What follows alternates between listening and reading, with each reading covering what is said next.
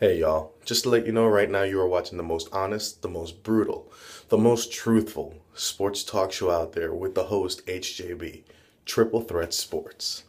Enjoy. Good evening, and welcome to another edition of Triple Threat Sports. Now, maybe a few months ago, some episodes ago, and if you guys can actually remember this, I'll be very thrilled and impressed.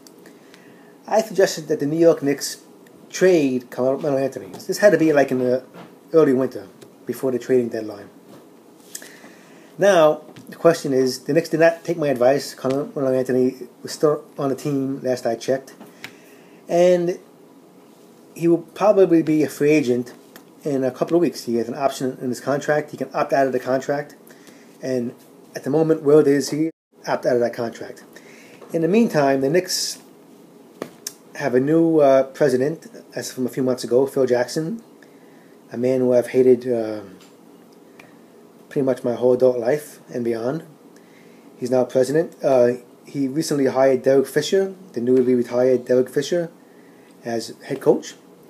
And the question is now, what happens to Carmelo Anthony? And there's a few scenarios. Phil Jackson is on record saying that he doesn't want Carmelo Anthony to opt out of his contract.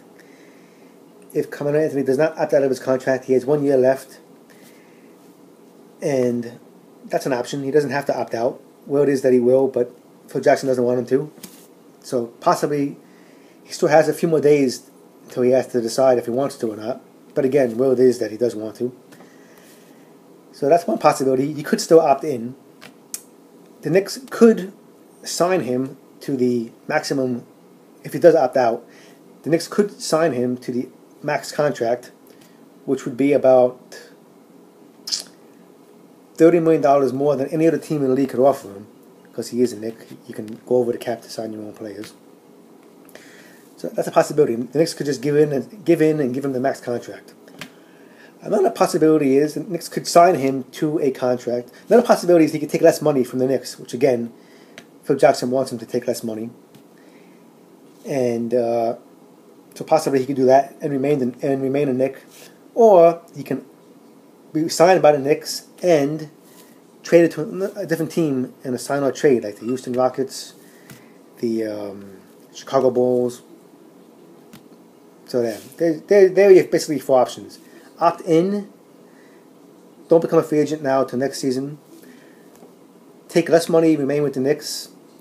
Get the max money from the Knicks. Or the Knicks sign him and trade him. Sign and trade. Of those four, it seems very likely that, and it would be correct too on Phil Jackson's part, he's not going to give Carmelo Anthony the max contract. And why should he? Because no other team can give him that much money. Now, there's a school of thought that says that Carmelo Anthony will not sign with the Knicks unless he gets the max contract, because the Knicks don't figure to be a competitive team next season, and if he's going to stay in New York, he wants the max money. The only way he's going to stay is if he gets the max money. If that's the case, I don't see Phil Jackson giving in. Carmelo Anthony will play somewhere else next season.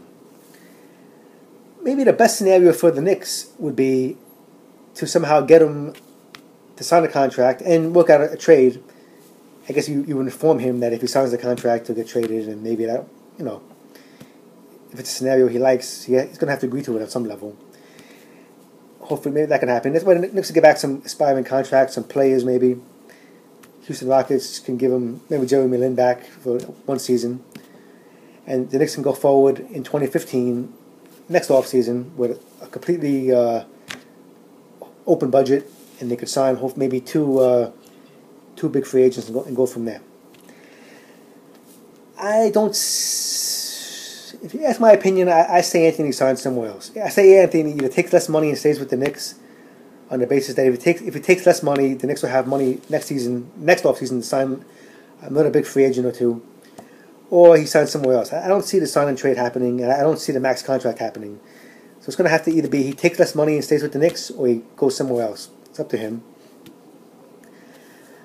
The interesting thing about the Knicks now is that if you read Phil Jackson's books, he's always talking about culture and triangle offense and building a cohesive team and a brotherhood and such like those Zen concepts that He always dealt in and always drove me crazy.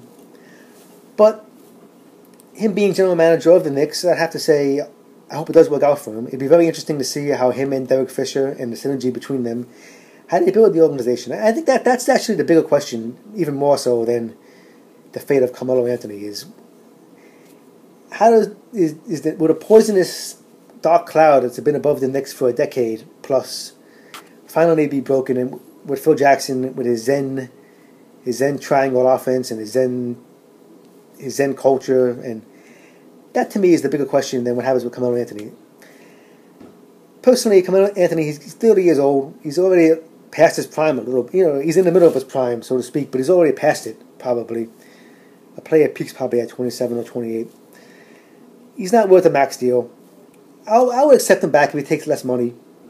He'd still be a star that can recruit other stars to New York. But that's the only way. But if you ask me, I think he's gone. And I think the bigger question for the Knicks is not him, but where does Phil Jackson and Derek Fisher go from here? And hopefully it'll go well. But I think it will be without Carmelo. Good night.